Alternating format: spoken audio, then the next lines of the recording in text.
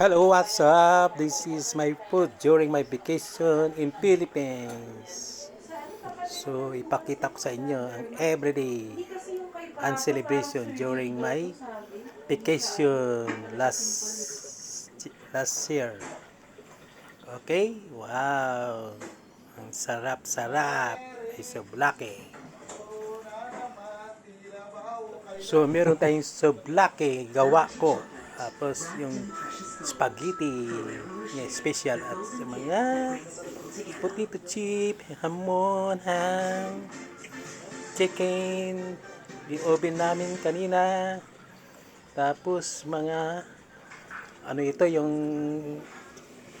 ano yun? Yung chili na pimprito. Wow, sarap-sarap. This is my first day. December last year. Ipadala natin Ayan, sa si Buka. yan po. Nag-aayos ang aming Merry Christmas, Buka! Merry Christmas! Special day for me. Pari kaming first time dito Yes.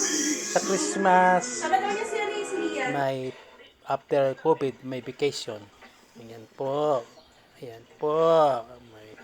May manok, may patata, may ham, may hot cherry, pansit. Wow. Yan po ang unang December ko rito, spaghetti, special from Italy. And what is this?